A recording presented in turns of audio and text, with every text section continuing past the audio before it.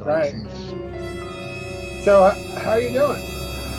I'm all right, man. Yeah,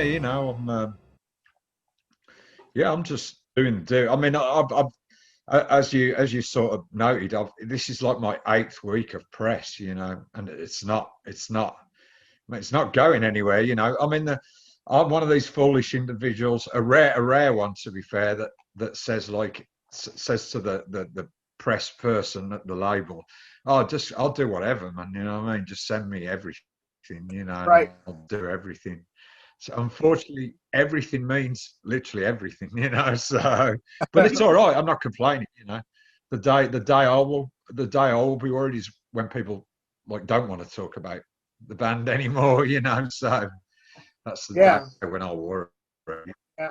I kind of feel like it's a good thing when people are interested in what you do. It's kind of, Sure. I mean the music and the ideas, the whole reason why we do them is to hope that they're interesting and that they stick, and people use them in whatever the way they want. So why would you not want to talk to people? It kind of contradicts the whole purpose. So, yeah. I don't want to talk about the one thing that you're interested in that I've done that you appreciate. It's kind of weird. yeah, yeah, exactly. Yeah. Well, well, to start off with, what did you have planned this year as a band that had to be put on the shelf because of what's been going on with this crazy year and the pandemic? Well, really fucking annoyingly, we had a tour set to go early March with the Locust, in the States, which would have been fucking fantastic. I'm sure of it. And I was really looking forward to it. In all honesty, I had the same buzz as what I did before the Melvins tour because that to me was monumental. Going out with a band that I I was in it from the start. You know what I mean, with the Melvins. And the Locust when they first came out gave me similar kind of feelings. So I was just really really gutted. That had to kind of go on the obviously be postponed until whenever. Whatever. So yeah, it was disappointing, but what can you do? It's you either lose sleep over it or you kind of deal with it because there's nothing else you can do, and then that's it. You know what I mean? There's no alternative. So Yeah. It's not like you can really fight a pandemic or, no, have to no, really. and yeah, I mean we sort of talked about this online thing that people have been doing, but to us at least it didn't reflect the Napalm live experience. So we decided to maybe revisit the idea and see if we could come up with anything that was a bit more sort of you know here, rather than somewhere else. So Sure, sure. You have a. Sure. I'm not much of an interviewer, so I'm not sure how well this will go. that's But all first, right. Take your time, sir. Yeah. the new record is really great and Thank really you. right now too. Thanks very much. Yeah, it was really cathartic to listen to. And I mean, I've looked forward to every time you guys put stuff out, obviously, but this was, I think, one of the best things that you've done, Well, thank you. in quite some time. And you can definitely hear influences of the bands that you enjoy in it, but it's still very much you guys. Yeah. What like putting out a new record amidst like everything going on right now from either the pandemic or just the kind of social unrest that seems to be pretty, Yeah. I prevalent. mean, from the release point of view, we were never gonna. I know there's a lot of bands who are postponing their releases, but we kind of thought, well, why? Yeah. What's different in terms of people wanting music? Nothing really. So Okay. so we kind of felt that it's not as if we put the record out and then it's forgotten about forever. People know that it's out there. They know. Obviously, people that are interested in the band are going to be looking for when we do start gigging, and the album's always going to be in the back of the mind. So we figured, well, why do we want to not do that? To us, it didn't make any sense. We were actually thinking completely the opposite to what other bands were, which is kind of typical Napalm, you know, contrarian sort of, you know. But yeah, I mean, in terms of record itself, yeah, I mean, it's all over the place, to be honest, you know, because we kind of figure that this is our 16th album now, you know. Probably not, I mean, speaking of the Melvins, probably not up to anywhere near the count of Melvins albums, considering that Buzz dreams up an album like every week pretty much. But you know, we kind of think we just don't want to repeat ourselves, you know, because we think that that's not only doing ourselves a disservice, but the people in the main that would listen to the band, you know. So yeah, whilst not forgetting the core of the band, which is what it's not. We don't feel an obligation to play fast, chaotic, off the rails music. It's what we like, you know. It's what we want to do, you know. So it's just forming everything else around that, really, which perhaps in the past was a little bit tricky at points, but these days, you know, you would imagine after 16 albums, you'd kind of have a chemistry to where you could, you know, sort of not blend everything. Yeah, you know? Absolutely. That was actually another question I was going to ask you. Like, a lot of, I mean, this is arguably, you know, I don't want to say, well, maybe the best thing that you've put out, I think. You know, I'm not saying that I don't like every other record before it, but so like the stuff you put out in the mid 90s, you know, was a little bit different from the stuff you had put out prior. And I remember people being a little kind of divided about what they thought about it. Yeah. Why do you think that this new record was so successful in its kind of like evolution into something new, whereas maybe a little bit more controversial? And like diatribes and yeah. I mean, even, to be honest with you, I mean, it's kind of well documented that even I struggled with that like period of Napalm thought, because it was such a shock for me, because I was always used to this frantic, you know, really breakneck stuff, and then all of a sudden there was this kind of more I don't know, considered and not quite, you know, sounding as if it was, you know, falling down the stairs at 300 miles an hour kind of sound. It was still there, but it was taking a bit of a back seat, and I was really concerned about that. Like I say, it was like a culture shock to me almost, you know. I when I was presented with it by the other guys in the band, I wasn't sure whether I liked it or not, you know. And I really struggled with it, you know. I really did. But, you know, hindsight being a wonderful thing, you know, now I have a different view on it, you know. I when I really listen to those records, I see the rawness in them, you know. I see the reasons for why they were what they were, and you know, there is still moments on them that I think, I mean, there is not really no rules in Napalm per se, but to me, as long as it's abrasive and confrontational in its sound, then to me kind of ticks the boxes that it needs to, you know. But I didn't at the time. There's a couple of things that still don't hit those marks for me, you know, and I'm perfectly honest about it. Why wouldn't I be, I suppose, you know? But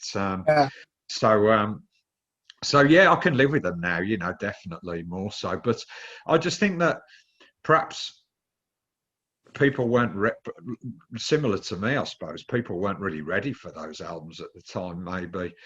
And nowadays, bringing it forward, I wouldn't say the new stuff's completely linear with that stuff, you know, but maybe, again, you know, the songwriting is a little better. Things are a little bit better, like infused, you know. So it's not just like you go, well, here's one track and that's one style of Napalm. Here's another track, that's another style. Here's another track, that's another style. Everything's kind of, you know, is you can see 3 or 4 or 5 things in one track, I think. So, you mean new record? You mean on the new record? Yeah, it's more seamless, I think. You know. Yeah, you can tell there's a lot going on in every song. There's a lot of different things, not just the music, but like some of the vocals that you're doing. You're obviously pulling from a lot of different sources. Definitely, yeah. You know, and you know, you brought up the birthday party and some of these views and the abrasiveness of that, or just how weird. Yeah. I can hear some of that, or the Swans, of course. Yeah, Swans has always been a big thing for us in particular. Yeah, and like I have my way of coming into your band was basically meeting you guys on that Melvins tour. And I think I already told you all this stuff when we got to know each other a little bit, but like I remember like when Napalm Death came out in the 80s and when the Scum record came out, and I remember it didn't really hit me, I guess. So I always knew Napalm Death was around, but I never really listened to Napalm Death. So when I met you guys, I just sort of assumed that the sound was on 15 records or whatever was that. And then I immediately saw that I was completely wrong. And then once I got to know you guys, I was like, well, these guys kind of have the same background I do, Yeah. So what I'm saying is I totally, had the band pegged wrong just based on one record from 1987, I guess. Yeah, 1987. But here's the thing though, Brian, I don't know about you. I mean, but the hardcore punk and metal scene in Birmingham, because it was quite well integrated, whilst a lot of people are into hardcore punk and they like the frantic stuff as well, Napalm was even a step too far for them. It was just too noisy, too impenetrable for a lot of people. I would suggest. I mean, I remember even friends of mine. I mean, I always fucking loved Napalm Death. I knew the guys before the first album, on the demos and stuff like that, in and around in the scene. And but I know even other friends of mine who didn't know the guys, who were still in the punk scene, just couldn't get to grips with it. They liked GBH. They liked Conflict.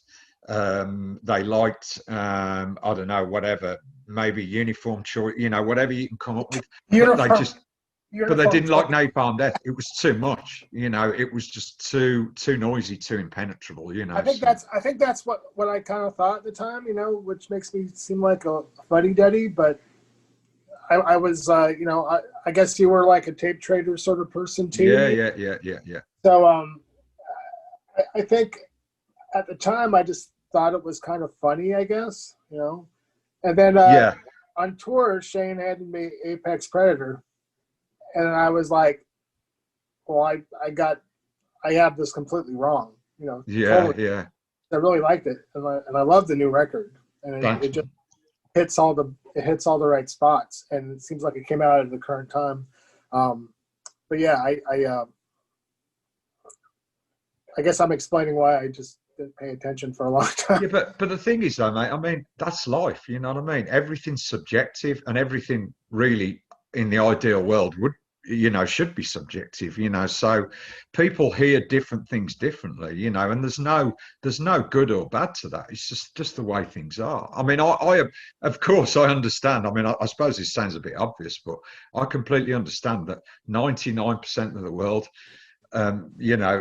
it fucking hates Napalm Death probably, and that's how it should be, I suppose, but so it's great. And the thing is that one of the things about me with music, and particularly extreme end of music, was that I always got a kick out of the stuff that visibly fucking annoyed people. You know what I mean? So Throbbing Gristle, Sure.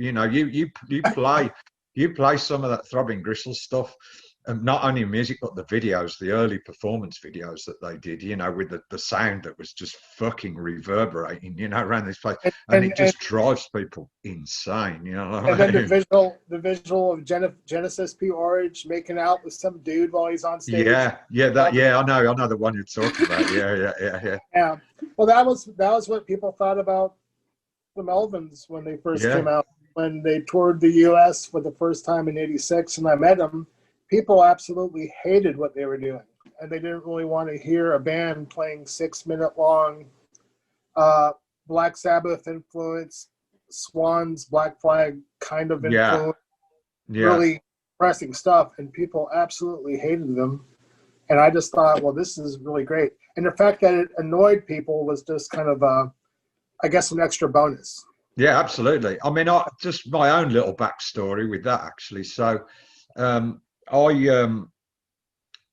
so I got gluey porch treatments like the day it came out in the UK because I mean I wouldn't have even considered it. I didn't know anything about the band, but I went into Birmingham and a new record shop had opened up. It was I don't know how familiar you are with the UK hardcore scene, but the band called Cerebral Fix. I don't know if you ever heard of that band. I know Was, the I know the I might have read about them in Maximum Rock and Roll. Yeah. So it was a still drummer from them. The drummer from them had just opened a brand new record shop in Birmingham, and he'd stocked it up with all these different things. And I just happened to walk in the shop, and I goes, you know, Aid, what have you got that's interesting? Just give me something. There's nothing that I know of this month that's coming out. That just give me something. He goes, oh, you check this out, and he gave me the cover, you know, with the little boy and the little girl on. And I was like, wow, that's different from what I'm used to these days, you know. And he's like, yeah. He said, you like, I think Gore was out at the time. So I don't know if you remember that band Gore from Holland. Yeah. So I was like, he said, yeah, it's kind of like Gore or something like that. I was like, really? He's like, yeah. He goes, you know, do you want it? And I was like, yeah, okay, I'll take it. I'll take a punt on it, you know. And I took it home and it fucking blew my mind, to be honest. I mean, I fucking love Gluey Porch Treatments. You know, it's probably one of my favorite albums like ever. Yeah, you know, so. and in some ways, that's like still sort of like the best Melvins record because it's the first Melvins record. Yes. Yeah. But then a follow-up story to that is when I first joined Napalm, and we played. After a few gigs, we went to play at CBGB's, you know, with Prong in their early days, who were great, you know, at that point. And it was it was on or just after Primitive Origins, I think, which is, to me, still my favorite Prong album. But and then and Blind Idiot God, that kind of experimental kind of rock noise band. So we did a gig at CB's, and like in between, like being wowed at being in the States for the very first time. So I found the record shops, you know, Bleecker Bob's and all that. And mate, I'm not kidding. I spent, and bearing in mind I didn't have the money at the time, I spent a fortune on Melvins 7-inches, like hand numbered ones, you know, and all this different stuff. I can't even remember what I bought, but I spent way too much money, you know, than like I said, what I'd even got. Bearing in mind, I was pretty much living on peanut butter on toast at the time, you know, so it was like, right. But yeah. When was the first time you were able to come over to the States? 89 was the first time when we came over. So it must have been pretty interesting to come over here for the first time, huh? Yeah. It was just we did just two shows. You know, we did CBGB's, and then we did one in Streets in Yonkers. You know, which was with which is quite a famous old club. You know, that's where some of our friends helped to put on. You know, but the first proper tour was 90 with Godflesh. And I can't remember who else actually. It's Godflesh, Nocturnus maybe, and I can't remember it's on that first tour. But yeah, it was interesting. I mean, for us it was, you know, we were young kids. You know, I mean, both me and Shane came from very. Our parents were very, you know, blue collar. Like workers and stuff, and we'd never been anywhere because we can never afford to go anywhere, you know what I mean? So then next thing you know, you are in the US touring, and you just like, of course you're like, what the fuck, you know what I mean? You know, and it just kind of didn't make sense in a lot of ways. The gigs were great, the gigs were always fantastic, pretty much as far as I can recall, but you know, we had some problems, not outside the clubs but inside the clubs, you know, because it was kind of, there was the big trend at the point that we'd started touring to be the machismo was there, you know, and there was a lot of kind of neo-Nazi kind of stuff going around, you know, and kids were getting into it that didn't really even understand what it was, but it was to get in with the crowd, I think, and this machismo sort of stuff. And of course, we were doing what we do and saying and putting across the ideas that we do, and it wasn't going down particularly well, you know, everywhere, and it'd end up in big brawls, you know, and just all sorts of crazy stuff going on. It got really fucking dangerous at points, you know. Yeah. So yeah, but I remember all those kind of people from being a kid, and I just sort of ignored them all. But I wasn't in a band that was putting out messages that would make these people who just wanted attention anyway. That's all yeah, they just wanted to get exactly. knowledge. So Yeah. it wasn't I wasn't providing a platform for these people to show up and do whatever. But I just always used to think those kind of people, I just always thought they were just people that were attracted. And it was always to somebody that was slightly older, that was a loser, that was charismatic. And he was always like, whether it was like, that's always what I thought about those kind of skinheads or whatever. You know, I just always thought it was like a bunch of people that were just kind of weak-minded and just were attracted to this charismatic moron, and he'd call the shots, and then these people would show up and very quickly would kind of disperse, you know. Yeah, I mean, the way it went for us was that they we could see there was an element of bullying, a quite significant element of bullying. You know, they were trying to establish power, you know, within the only places that they could, which was inside clubs, you know, where there was very little regulation.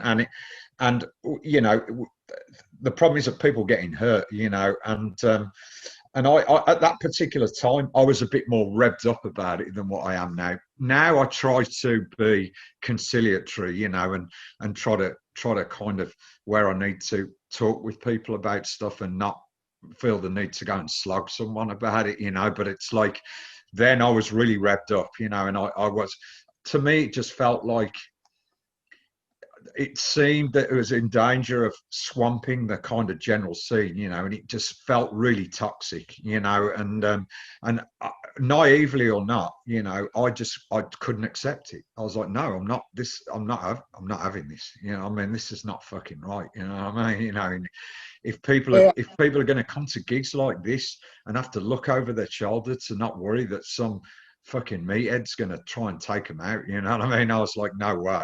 Yeah. Oh, don't get me wrong, I fucking hate it. I can't stand, you know, I've always strived to be a pacifist. I've struggled with it, you know, on many occasions. But, you know, I am a pacifist at heart, you know, and I can't stand it, you know, and I hate machismo. I hate people throwing their weight around, you know. I just don't like it. It doesn't sit well with me, you know. I think a lot of these people also, there's like some glory aspect of it. And I say that because there's a lot of books that keep coming out about whatever you want to call it, the alternative punk rock or heavy metal underground music scenes, especially in the 80s. And like when I was a kid in Los Angeles, I went to a lot of shows, and some of them were this crazy big shows and stuff, but I was never looking for the violence. I was never attracted to it. But when you read some of these books, a lot of these people that I knew at some of these same shows would just sort of romanticize the violence aspect. And, there's nothing romantic about it. And it was just really weird because I went to a lot of the same shows, and they're just like talking about these gangs like it's a good thing. And I was never there for the gangs. I was just there for the music. I was just a weird, nerdy kid that liked this music. And I didn't really care about, you know, my gang is tougher than your gang. And these people will write about these experiences and trump them up like it was like this thing. And I think like for that kind of stuff, if you look for that stuff, you'll find it. But I never looked for it. I wasn't there for any of that stuff. No. And I always hated that stuff, and I still hate that stuff to this day. To me, it just perpetuates a cycle of suspicion, distrust, continues to drive a wedge between people. Because at the end of the day, in some way, I look at it quite simply. If you don't want people to be like, and I use this word loosely, if you don't want people to be Nazis anymore, you know, then you got to kind of try and find a way to get them away from it, distract their attention or something, you know, give them something positive, you know.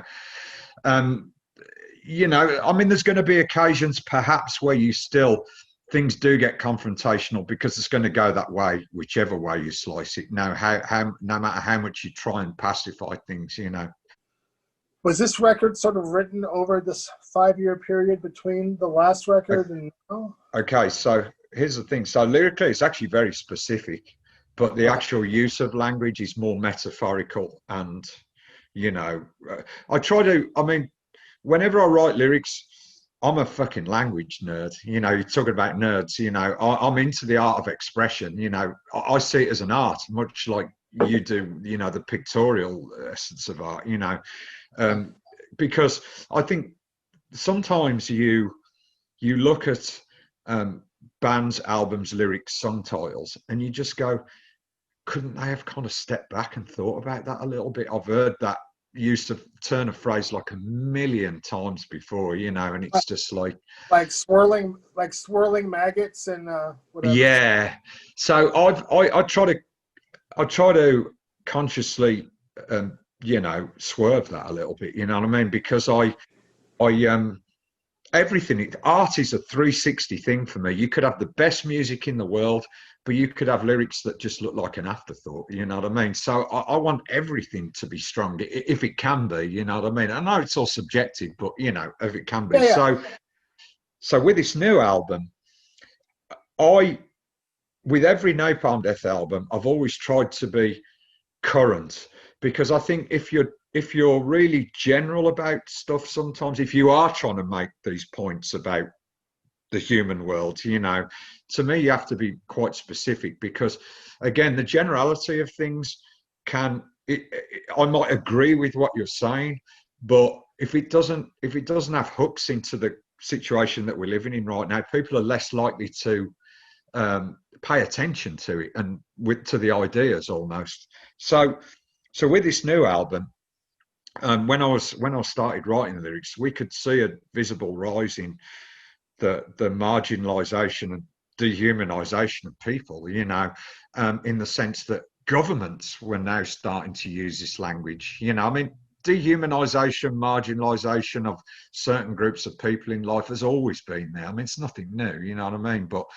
now, I mean, the obvious candidate is the obvious one, you know, which I'm almost loath to mention him, you know, but we also have governments in Europe who are using these tactics.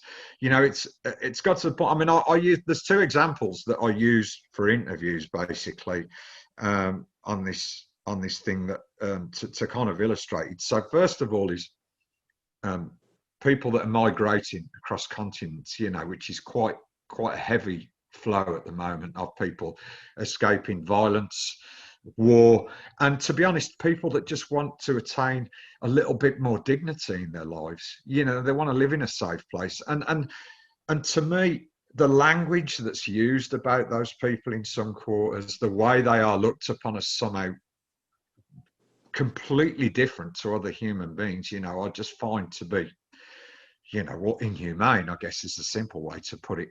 And then of course, also a group of people that arguably things have improved generally over the years, but also now governments are starting to use language against them, is the LGBTQ plus community, you know, because in Europe we have a couple of governments, and one government in particular who suggest a couple of things. First of all, they suggest that the biological makeup of somebody that might be gay, somehow that biological makeup completely pollutes the biological makeup of the rest of the indigenous population. Clearly fucking insane, but that idea is out there. And the other thing they do is they loudly trumpet to the rest of the world that even cares to listen that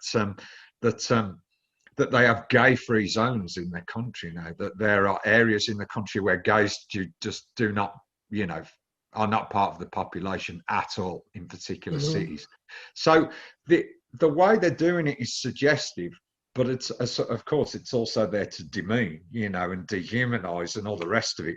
So I thought it was really important to deal with this stuff, as governments are now doing, because it's a clear escalation. I think, you know, we didn't have this, you know, 5 years plus ago. And there are certain historical precedents in this, you know, in the 1930s, you know, where charismatic people used those kind of tactics, and in the end it led to mass murder, you know. And I'm not suggesting we're anywhere near that right now, but these steps are very possible, you know, to get to that.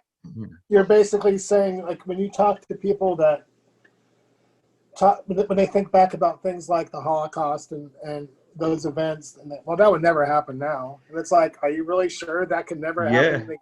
Because people are constantly being swayed by emotional content and like pitting people against. I mean, that's sort of what happened. They, somebody charismatic showed up and they just figured out a way to kind of. It's a different kind of dehumanization. Yeah. Not the crucifix help, but it's sure. Yeah. But there's clear evidence of this right now. Actually, it's actually manifested itself. So Chechnya, which is a former Soviet state, it seems evident that gay people in particular are just disappearing completely away from their families, away from everybody. And there seems to be a trail of very, very strong evidence that they're being disappeared by either just random people out there on the streets, police units, special units of, that middle ground between the army and police. They're being disappeared, tortured, and then in some cases, although not always, some cases they completely disappear, but in some cases they're turning up. They're being delivered in a body bag anonymously on the streets to their families, their relatives, just obviously completely just broken, dead, battered, burnt, clear electric torture, which is a common tactic, in some countries. And so it's happening, you know what I mean? It's Right. Yeah. Well, I think the problem, especially in the US where we are right now, is people aren't really recognizing like the incremental changes that are happening. And so you don't think that you're going to get to that point, but there's no reason that, that wouldn't eventually happen here. Like the changes have just been so, there's been as you say, it's a good way to put it. Some people just don't even see that it's happening, and they're like, oh, well, the Holocaust or something like that would never happen here. But the same thing back then where it was like they're suggested certain things. And then, the power of suggestion. Human beings are very malleable in a lot of ways. I consider myself to be a person that doesn't, has a fairly good bullshit filter. You know what I mean? But unfortunately, there are a lot of people in the world that don't. Especially when they're fed it in such a way that somehow their territorial lines are under threat. And by territorial, you could take that as anything. You know what I mean? Tribalism.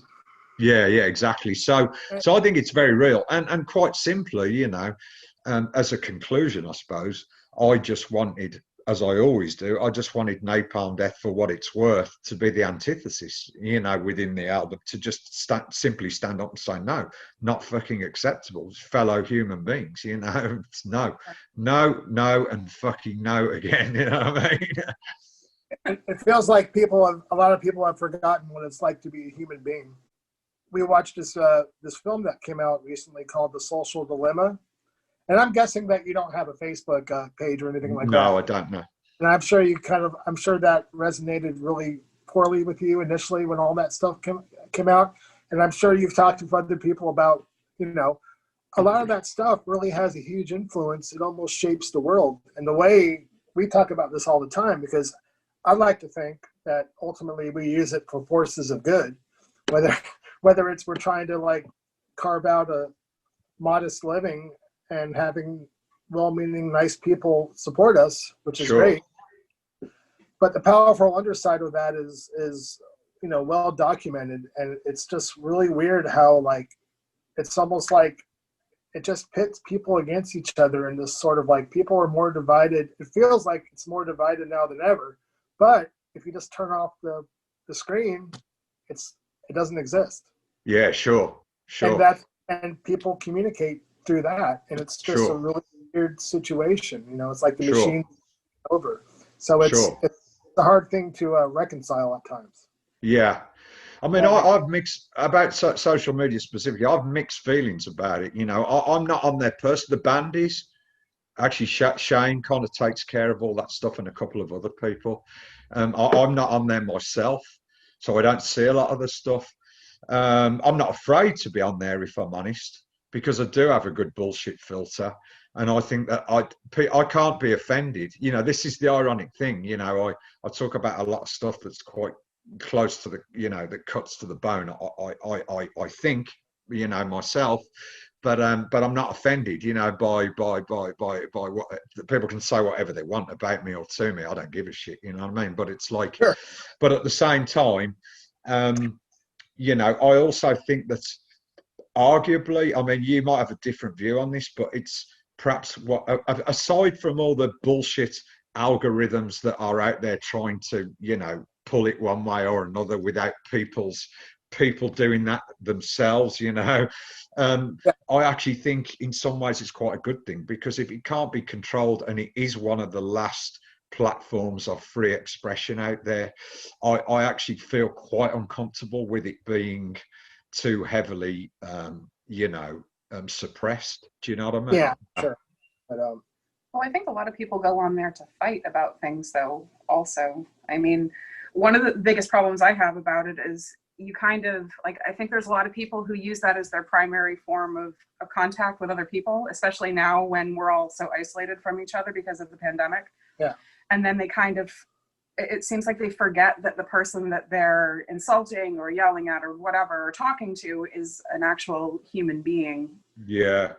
Well, I think it's probably primarily because for some people it's their only form of communication. I would argue that some people don't communicate in any other way. So you can understand why they might be kind of impervious to, you know, you know, and that it is, when you really think about it from a psychological point of view, if that's your only channel of interactivity or communication, you can understand it.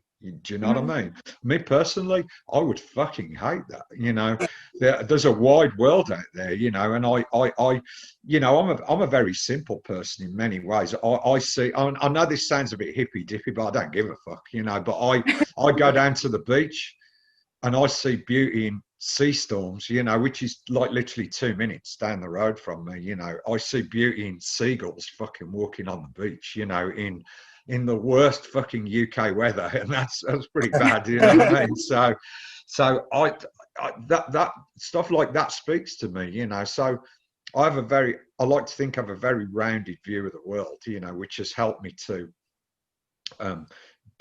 understand humanity, you know, what it means to be a human being, exactly that, you know. You said that you were a fan of the guys in Napalm Death long before you joined them and everything. Yeah. How exactly? I know this is well documented, but I don't know. So no, it's all good. It's all good. How exactly did you end up joining? So I was I was friends with all the guys in the band, you know, pre. I saw the lineups change quite significantly, you know, from pre-Scum and Scum album to From Enslavement, you know, completely changed the first and second album. So I was friends with all the guys, you know, and then I was really strong friends with Shane and Mickey, the previous drummer, and you know, we used to hang around a lot. You know, really fun times, a lot of really good fun times, you know. And then there was a bit of like tension in Napalm, and it led to Lee, the previous singer, and Bill, the previous guitarist, leaving. And they like, Shane and Mickey knew what I could do. Mickey had actually helped me out with my previous band, you know, so they just asked me to join, you know, and it was a quite a heavy decision for me, you know, because I was working in Birmingham. Birmingham's kind of the equivalent of Detroit, you know, or was, you know, like car and industrial engineering central, you know. So I was working in like a factory that supplied Jaguar and Land Rover, where the main factories for Europe were, you know. So I was at engineering, you know, like working with small car parts and stuff, making lines run, engineering projects from start to finish. I was only an apprentice at that point, but it was like my path, you know, kind of my, you could say preordained, I suppose. Being from Birmingham, you work in the fucking car industry, you know. But so I was kind of moving onwards. But, you know, when Napalm come along, you know, I love the band so much. I just kind of thought to myself for a bit, and I was just like, you know what, fuck it, I'm going to do this. My apprenticeship is going to be gone, dead in the water, but Yeah. I'm going to do this, because if I don't do this, I will always wonder what if and why, why didn't I, and all the rest of it. So I just took a decision, I just said, fuck it, I'm going to do it. I know it's going to be hard. Maybe I'll get 2 or 3 years out of this, and I'll have something to tell people, that might be interested, mildly interested, So that's what I did. That's really it. And then the first gig I ever did with Napalm, I was fucking drunk as shit. You know what I mean? And it learnt me a lesson never to do that again. Never to go on stage like that. It was more of a mess than it should be. Let's put it like that. Right. And did you figure that you were going to be taking over writing lyrics, or was it always assumed that you were going to be the person in charge of what you sang about, or was not it always? But I saw it as a duty. I saw it vocalist, lyricist. It was a natural thing for me, really. I mean, like in the early days, Shane wrote a lot of the lyrics. He wrote a bigger percentage of the lyrics. And we collaborated on a couple of things. But as time went on, I kind of assumed the mantle. I personally think the expression, I used it better as time went on, and yeah, that's the way it kind of went, so yeah, I mean, it's weird, because going back to when we were first started talking about lyrics in this time, it's weird because people say that the lyrics are a little bit vague, but they are actually very specific, but they're written in a metaphorical way, so they aren't always directly, the situations themselves aren't explicit per se, I just mean that they're less sloganeering than some other things. Yeah, that's all. Yeah, but no, I never took it in a negative way, it's just trying to, I still, the reason I say it is because I think it's a balancing act. It's important for me to not make it so abstract, in the way it's expressed, that people are like what the fuck, and right. So it's a balance between the creative writing and the abstract nature of it, when generally, I mean, that's why Napalm Death releases whatever it is, I've always got a lyric sheet. I absolutely insist on it, because that's fun. Yeah. Like lyrically, when you were like coming up, and even maybe before you joined Napalm Death, what kind of I think I know that you were a big fan of things like Crass, and were those things like Crass and maybe Subhumans, and Crass, Subhumans, Conflict. Conflict was always a big one for me. And I remember like hearing all that stuff, and it seemed really exotic. I mean, we had a different take over here. It seemed very exotic to me. Like looking at pictures of the Subhumans sitting around watching television on the back of the day the country died, and everything's black and white, everything's kind of gray, all the records had this very black bleak. and white, very bleak, very, and being a kid and being exposed to things like Rudimentary P&I writing songs about how your parents don't really love you, even if I don't necessarily, there has to be a first time to be exposed to those kind of things. And I just remember going, whoa, I never thought about the idea that my parents don't love me, which is that's not how I feel, but sure, you're just being exposed to all these things. So Conflict, Crass, and Subhumans, but then also obviously the bands that were around me, Napalm Death for one thing, was, even though it sounds a bit odd, because I'm in the band anyway, but their early lyrics, that Nick Bullen used to write, and the stuff that Lee used to write, I already had my ideas. Don't get me wrong. I didn't form my ideas from punk records. My ideas were kind of already there. You know what I mean? I grew up from an early age, understanding things like the apartheid system in South Africa, which I could never quite understand why some people were more equal than others. Do you know what I mean? Purely by their birth situation, you know.